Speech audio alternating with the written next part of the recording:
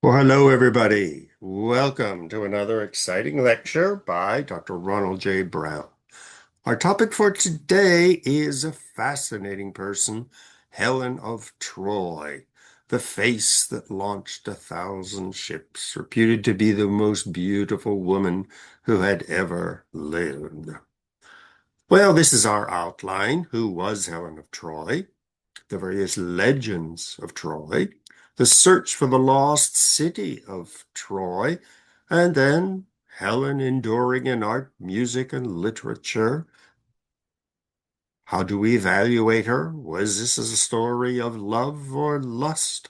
And then the power of archaeology. So let's get going on our visit to the wonderful world of Helen of Troy.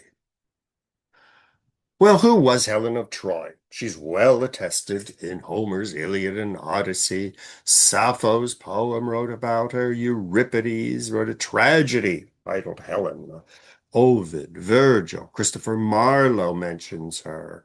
Isaac Asimov was fascinated by her. Even Margaret Atwood devoted time and writing and humor to the story of Helen of Troy.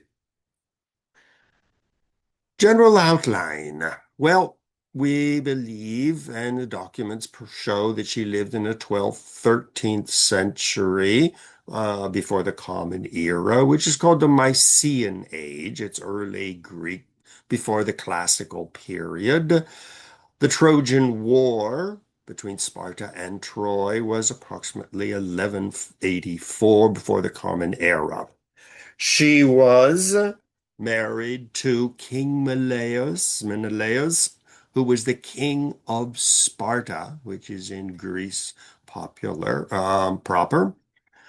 According to legend, she was the daughter of Zeus, the god Zeus. That was the father, and the mother was either Leda or Nemesis. Various accounts differ. The story goes that King Paris of Troy, who lived approximately 1230 before the Common Era, was sent by his father, King Priam of Troy, to go to Sparta on a diplomatic mission. Well, it happened that he saw Helen, who was happily married to Menelaus, and decided that he was madly in love with her. Whether she was kidnapped or whether she too fell in love with him, that's historians to debate. But at any rate, he grabbed her or took her and took her back to Troy. Well, of course, King Menelaus was not very happy about that, organized a fleet of the Spartans and his allies, and they went to war against Troy so he could get his wife back. That, in a nutshell, is the story. Now, Troy was one of the many trading cities. This one was on the coast of what is today modern day Turkey. Loads of other islands on the coast, such as Lesbos and Rhodos, were part of the Aegean civilization. Mainland Greece was on the mainland of Europe, hundreds of islands, and the Greeks were traders founding new cities all over the Mediterranean and the Black Sea. Barcelona, Marseille were Greek founded cities. North Africa, all along Turkey, Cyprus, even into what would become Palestine. So the Greeks were great traders, and Troy was one of these great coastal trading cities. Well, of course, King Meleos was not very happy about having his wife disappear and taken to Troy. So he declared war. against King Priam of Troy. Well, during this war, King Priam was killed. His son Paris, accounts differ what actually happened to him. Another son of King Priam was slain by Achilles, one of the great generals of King Priam. You may know about Achilles' heel. Well, King Menelaus was advised by a man named Nestor. These are all ancient personalities. Agamemnon was a brother of King Menelaus, and Achilles was one of the generals of King Menelaus. So a lot of people were involved in this war, which is well testified in paintings and in ancient literature. Well, the war went bad for King Menelaus. In fact, he lost the war. And so he came up with a great idea of winning in the end. And so he had a big wooden horse built, left outside the walls, as if it were a gift to the people of Troy, a farewell gift, saying, "All right, we lost the war, you won, here's a gift." And as we all know, he filled it with his soldiers. And so the people of Troy, King Priam, brought the gift in, and oh, they were celebrating their great victory. Well, we all know what was inside the horse. And the soldiers came out, they opened the gates, and the army of Sparta flooded back into the city, and the city of Troy was destroyed completely.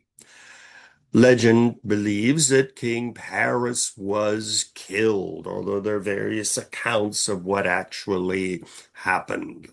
So that, in a nutshell, is the war. Well, a lot of individuals are associated with this war. For example, we all know about Achilles' heel. According to legend, Achilles' mother, Tethys, who was the sea goddess, was so proud of her son that she took him, held him by the heel, dumped him into the river Styx, and made him impervious to arrows and swords, and so he would not be killed in battle, except for his heel, which was not dunked in the water. Well, Achilles grew up and he was living happily with his mother. And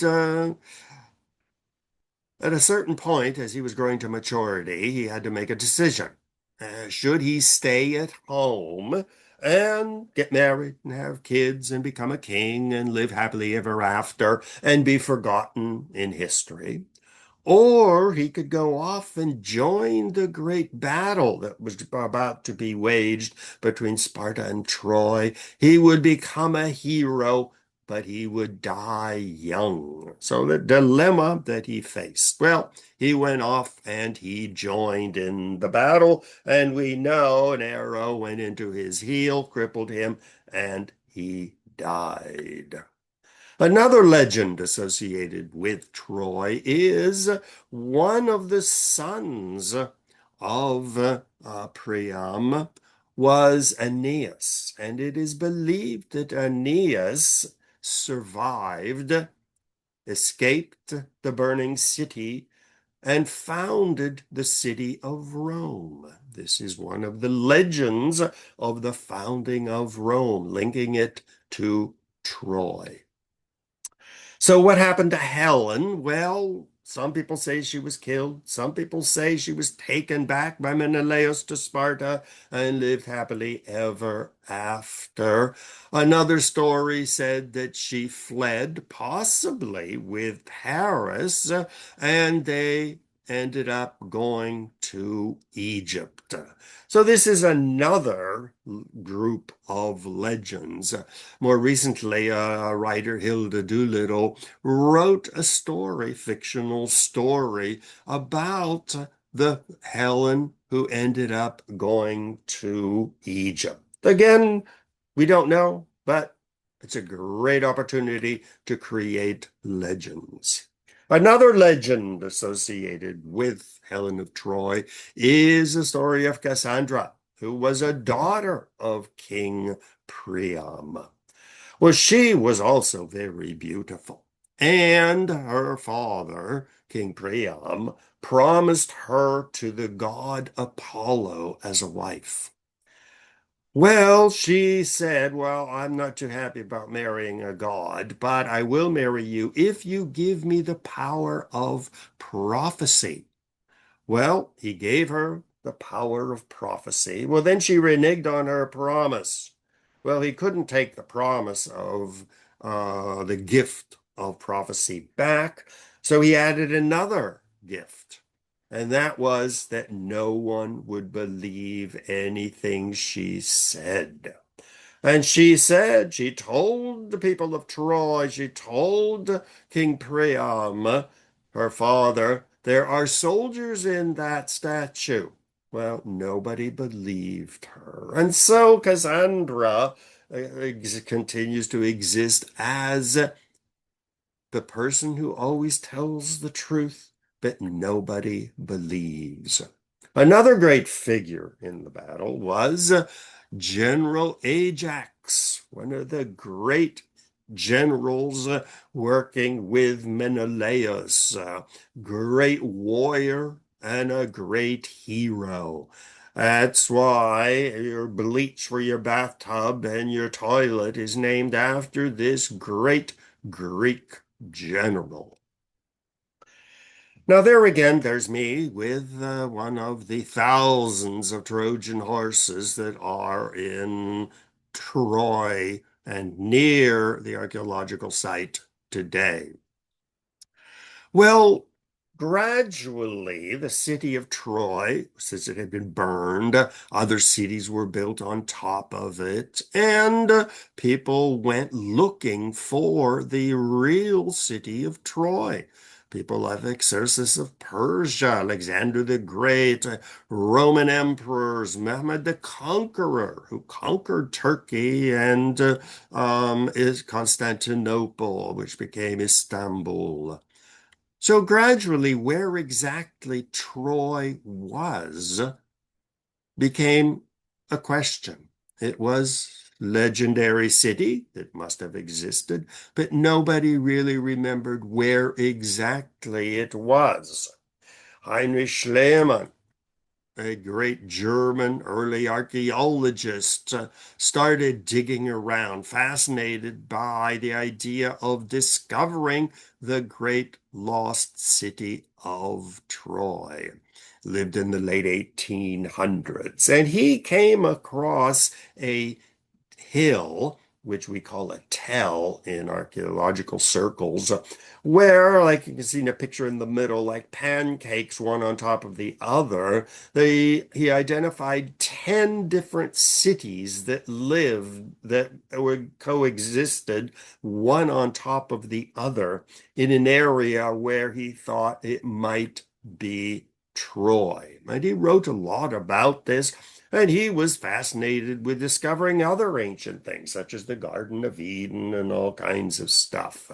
And so he became obsessed with finding the real Troy.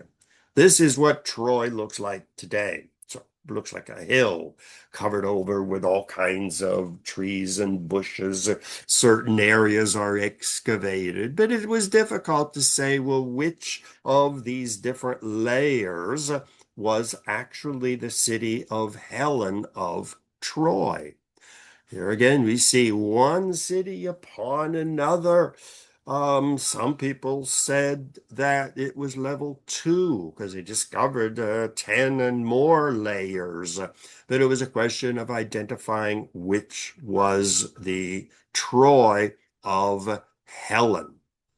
So they have the different levels. Each one gradually was dated to a different period. Schliemann had his ideas of which it was. Carl Blegen from the University of Cincinnati thought that he had identified the correct level. And so it was long debated which was the actual city of Troy. People were writing books. Wilhelm Dorfeld spent his life looking for Troy. Barbara Tuchman wrote a book about the discovery, the search for the city of Troy.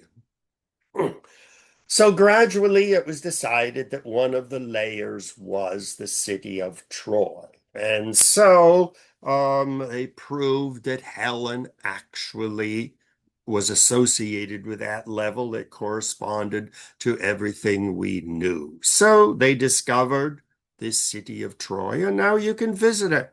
It's an archaeological site, rather isolated, but it is well worth the visit if you're interested in archaeology. Now, Helen has continued to fascinate history.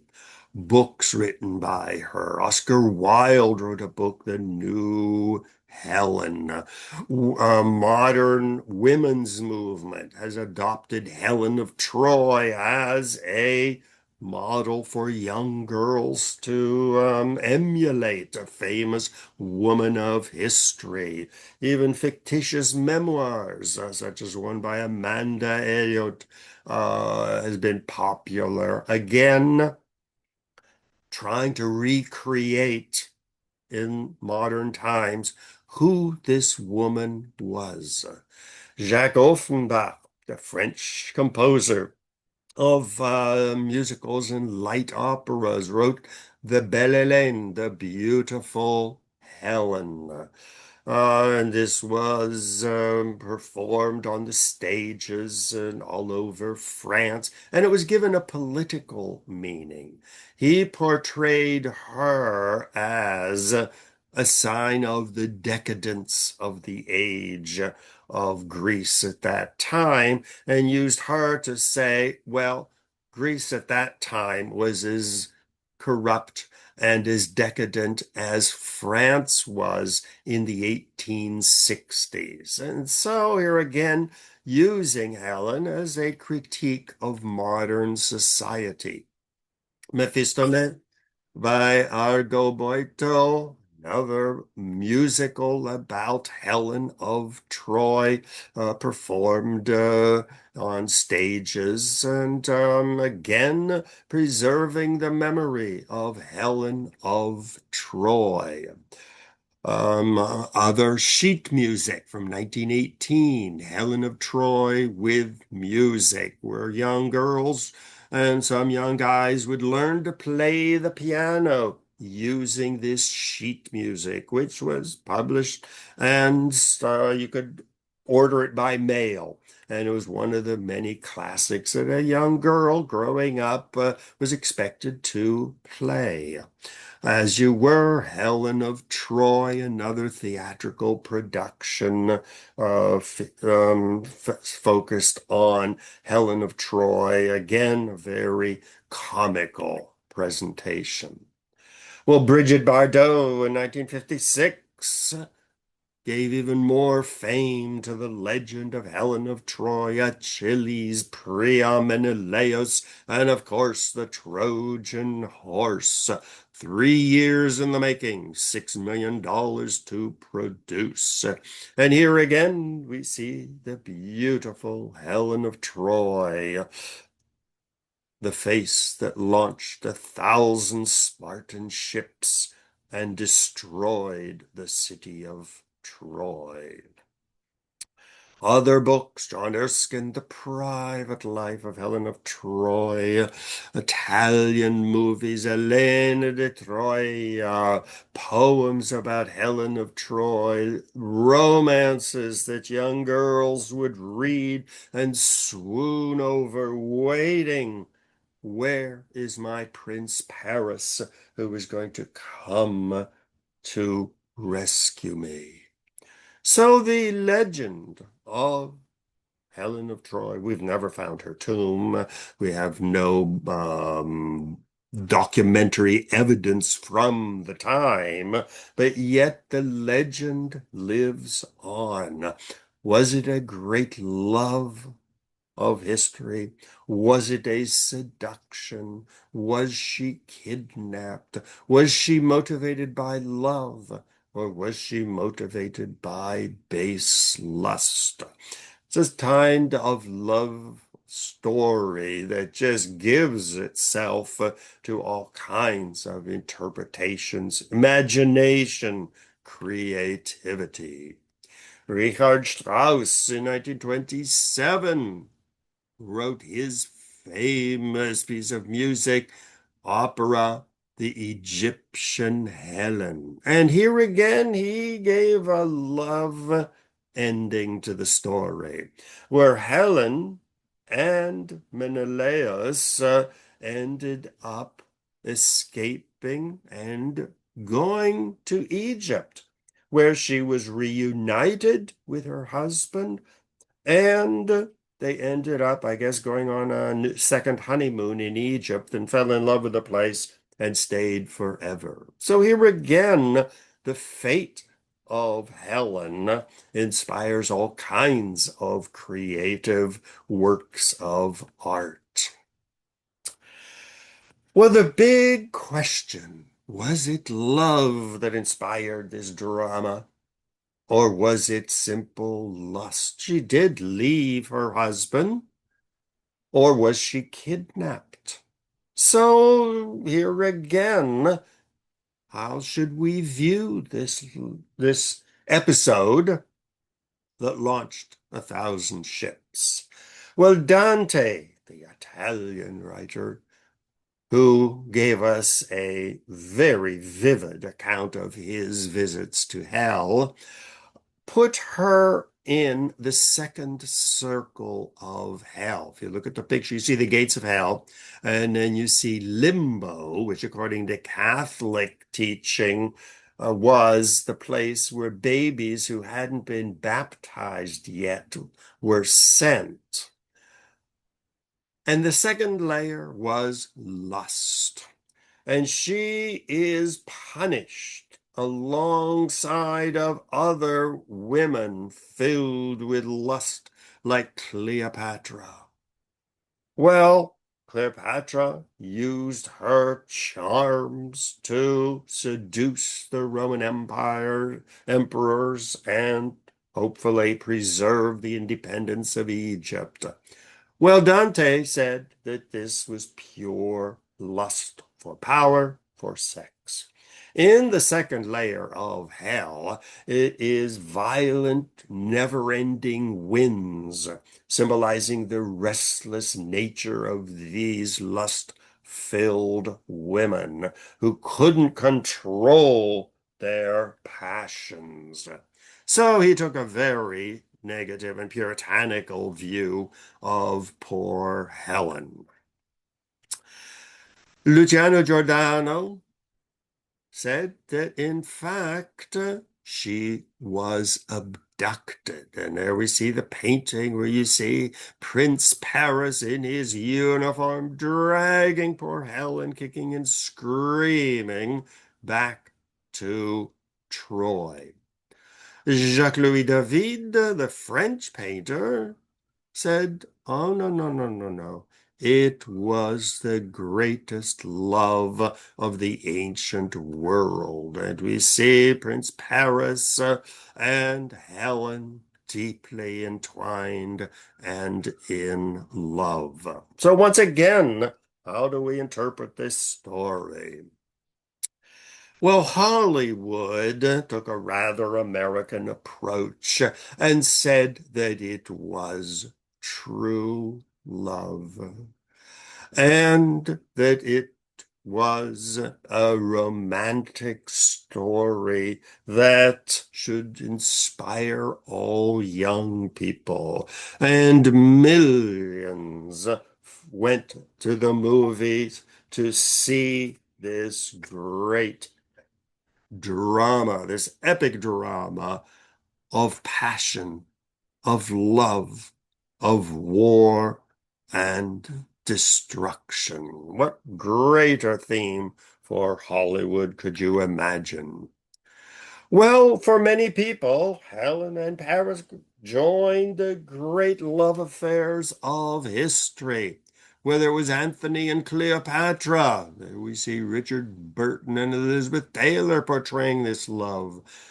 Napoleon and Josephine, Henry VIII and Anne Boleyn, Victoria and Albert, Queen Victoria of England, Edward, who gave up the kingship of England to marry a divorced commoner, Mrs. Simpson, gave up the throne and lived happily ever after in Paris. So Helen and Paris are one of those great love stories of all history.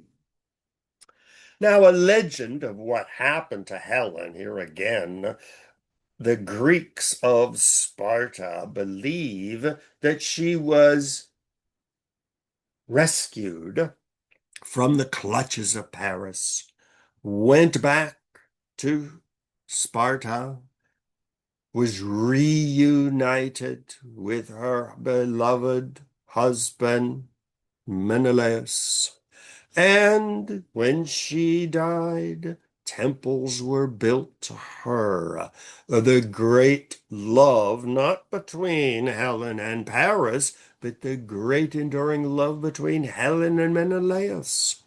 And women would go to these temples and make offerings. She was recognized as a goddess of love, of desire, but of conflict. Well, good old Margaret Atwood had to give her take on Helen of Troy. In her story, Helen of Troy does countertop dancing. She took a very negative view of Helen of Troy, saying, why do women these days get so bogged down in dating, finding the perfect man and getting married and romance and love? And Margaret Atwood said it's time for women to grow up, get some self-respect, find a day job, even if it's minimum wage, but make something of yourself. And so she adopted Helen of Troy as a negative model that women of her age should not emulate. Brad Pitt had his try at the Battle of Troy. So it's not only love, but it's a great confrontation between two great cities, two great empires, the Empire of Sparta and the Empire of Troy. Other books, The Seduction, again, the passion, the romance remains a very powerful element of the story. Now, Helen of Troy was generally portrayed as blonde, although if she was Greek, there was a good chance that she was more dark-skinned, as you would see in the right. But here again, Hollywood loves blonde women, and blonde is beautiful.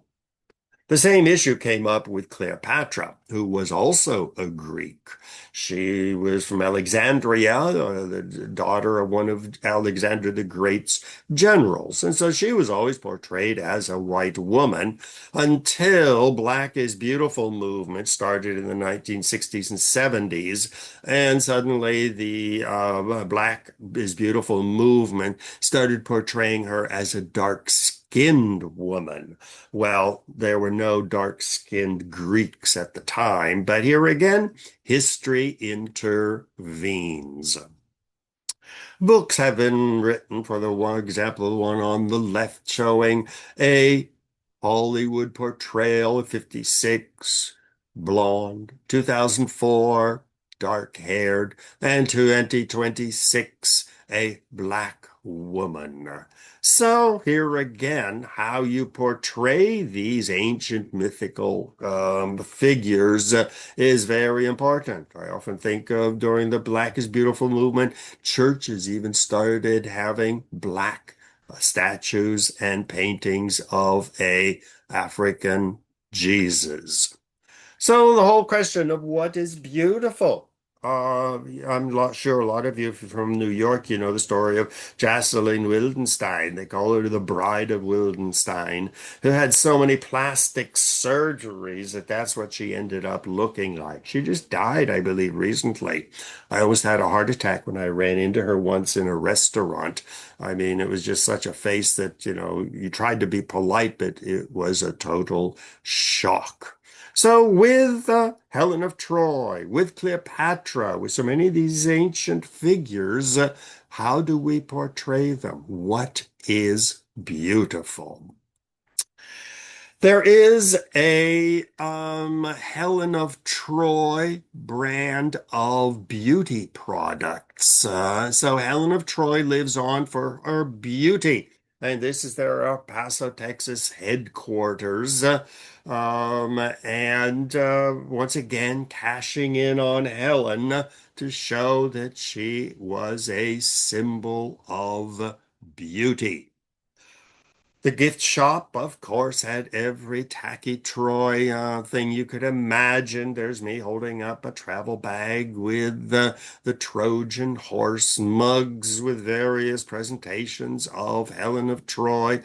You could even buy a wonderful outfit that possibly Helen of Troy would have worn.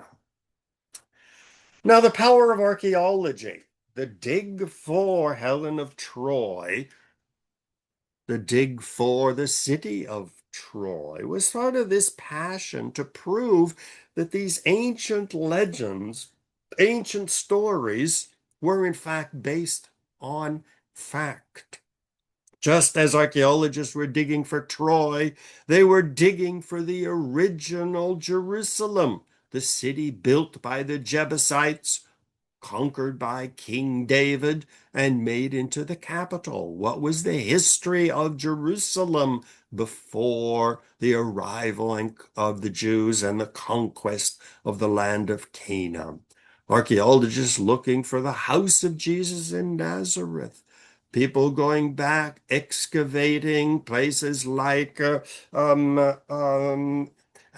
Wat, places like Stonehenge, understanding human history, the origins of a time such as Stonehenge before writing.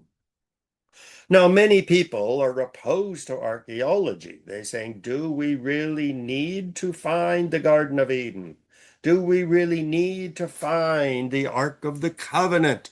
Do we really need to find these ancient places to prove that they existed? If you are a good Christian or a Jew or a Muslim, you should accept it on faith. You shouldn't look for proof of these ancient legends. They are the deposits of ancient truths. Archaeology can be dangerous. For example, when it was discovered by the Portuguese, the great city of Great Zimbabwe, everybody was amazed that these Africans in the middle of Africa could have built giant stone cities such as this. Now, why was that dangerous? Well, the very basis of slavery was the black people of Africa were primitive. They needed white people to civilize them, to bring them culture. Whereas with the discovery of Great Zimbabwe ruins, people started saying, hey, maybe Africans were just as sophisticated, just as gifted as the white people. And so that where slavery was unjustified. Moshe Dayan searching for proof that the Jews lived all over Palestine and had built cities. Where If you were a good religious Jew, you say God gave us the land of Canaan, the land of Palestine. That's our deed of ownership. Whereas Moshe Dayan said, no, we need proof. Monotheism, the discovery of El Manna in Egypt, proved that monotheism did not begin among the Jews, but it was an Egyptian religion, and Moses learned about it from the Egyptian. Oh, this caused all kinds of scandal. Göbekli Tepe, and a new chapter of ancient archaeology, which I visited in Turkey, not near Troy, at the far end of Turkey. So archaeology can explain why empires rise, why empires fall. There's me at Palenque. Some people say that the pyramids were built by aliens because the ancient Egyptians were too primitive to build such magnificent structures, whereas archaeologists are proving that the ancients were just as wise as we are today. So that is our brief excursion to the wonderful world of Helen of Troy. There's me in Luxor, in Egypt, again, an archaeological discovery showing the sophistication of the ancient Egyptians. So, thank you for joining me in discovering Helen of Troy and the ancient world of myths and legends. Hopefully, I'll see you in the future sometime. So, have a great day.